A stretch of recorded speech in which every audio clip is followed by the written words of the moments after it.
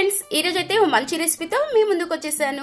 చాలా టేస్టీగా ఇంట్లోనే ఈజీగా చేసుకోవచ్చండి. టమాటో పండుమిర్చి ఉంటే టకా చేసుకొని వేడివేడి అన్నంలోకి కానీ వేడివేడి సంగట్లోకి కానీ ఇడ్లీ దోశ ఇలా అట్లులోకి దేంట్లోకి వేసుకున్న పర్ఫెక్ట్ పచ్చడి అంటే టమాటో పండుమిర్చి పచ్చడి అండి. చాలా టేస్టీగా ఉంటుంది.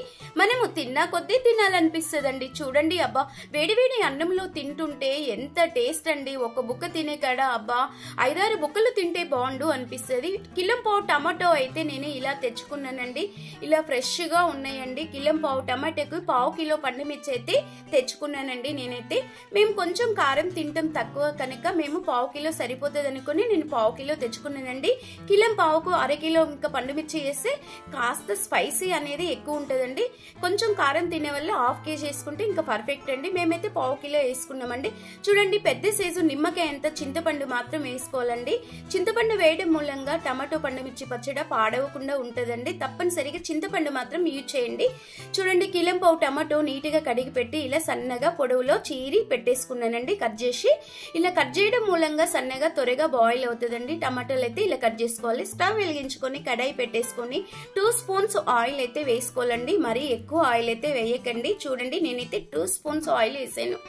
ఎవరి కళ్ళు కప్పడం కాదండి, 2 స్పూన్లతోనే పచ్చడి చాలా టేస్టీగా వస్తుంది. కావాలంటే పోపులో ఎక్కువ వేసుకోవచ్చు.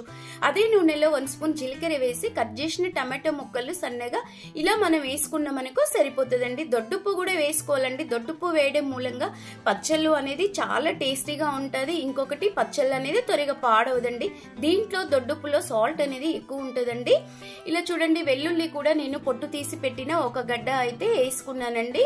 ఇలా చింతపండు కూడా ఇలా వేసుకోవాలండి. కట్ చేసిన పండుమిర్చి కూడా ఇలా వేసుకొని మనమైతే పండుమిర్చి ఇలా కట్ చేసుకోవాలండి. మరి మొత్తం ఫుల్గా కాకుండా హాఫ్ కట్ చేసుకోవచ్చు. కావాలంటే ఇంకా చిన్నగా కూడా కట్ చేసుకోవచ్చు.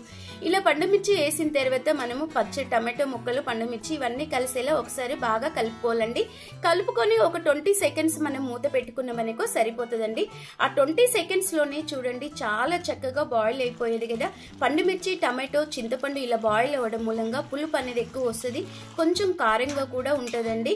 ఫ్రైలో నూనెలో వేపే కన్నా మనము ఇలా ఉడకపెట్టాం కదా 2 స్పూన్స్ ఆయిల్ లోనే చాలా కారము టేస్టీగా నోటికి పుల్లగా ఉంటది. 1 స్పూన్ పసుపు కూడా వేసుకోవాలండి. పసుపు వేయడం మూలంగా పచ్చడి అనేది కలర్ఫుల్ గా ఉంటది. టేస్ట్ అనేది కూడా ఉంటదండి. మనకి పసుపు వేసుకున్న కొంచెం అటు ఇటు ఎక్కువైనా పర్వాలేదండి. బ్యాక్టీరియా ఏమన్నా ఉన్నా తిన్న పోతుంది అంటారు పెద్దలు.